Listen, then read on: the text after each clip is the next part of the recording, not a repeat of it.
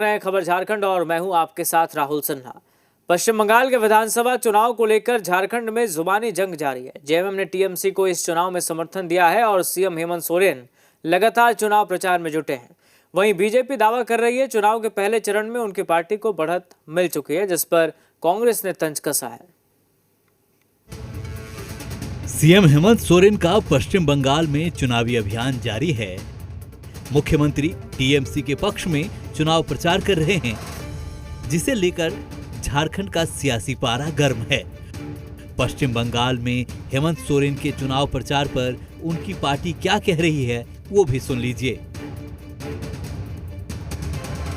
झारखंड के जो सीमावर्ती इलाके हैं वहां पर राज्य के माननीय मुख्यमंत्री हेमंत सोरेन जी, पार्टी की विधायक कल्पना सोरेन जी ने पूरी तरीके से तृणमूल कांग्रेस के प्रत्याशियों को विजयी बनाने के लिए ताकत झोंकी हुई है। और जिस तरह का रुझान सामने आ रहा है, ये निश्चित है कि आने वाले 4 मई को जब चुनाव की मतगणना होगी तो फिर से ममता बनर्जी राज्य के मुख्यमंत्री के रूप में शपथ लेंगी।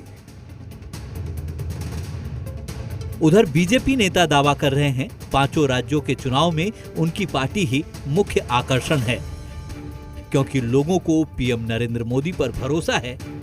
इनका कहना है पश्चिम बंगाल की जनता टीएमसी के कुशासन से मुक्ति चाहती है और पहले चरण में ही बीजेपी को बढ़त मिल चुकी है।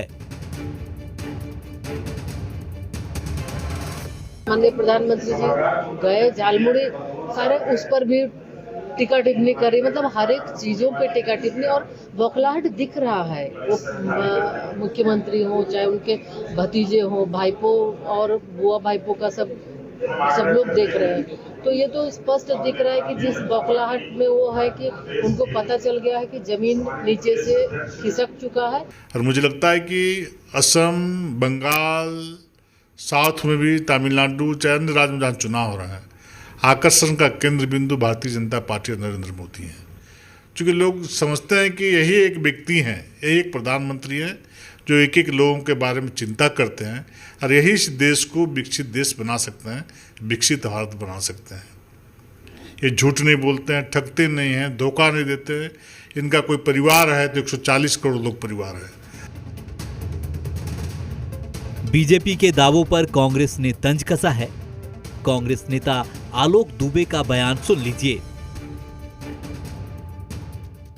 बड़ा हास्यास्पद लगता है जब बीजेपी इस तरह की बात बोलती है। मान न मान, मैं तेरा मेहमान। अरे बीजेपी कहाँ है बंगाल के अंदर में? योगी आदित्यनाथ कहते हैं कि तुम मुझे खून दो, मैं तुम्हें आज़ादी दूंगा। ये विवेकानंद जी ने कहा। जिन्हें बंगाल की संस्कृति, बंगाल का भौगोलिक राजनीतिक कुछ मालूम नहीं है, वो बंगाल को चले हैं चुनाव जीतने के लिए। पश्चिम बंगाल में 29 अप्रैल को दूसरे चरण की वोटिंग होगी, जिसके लिए सभी दलों ने ताकत झोंक रखी है। 4 मई को यह पता चलेगा कि बंगाल में किसके सिर ताज सचेगा। धीरज ठाकुर, जी मीडिया, रांची। झारखंड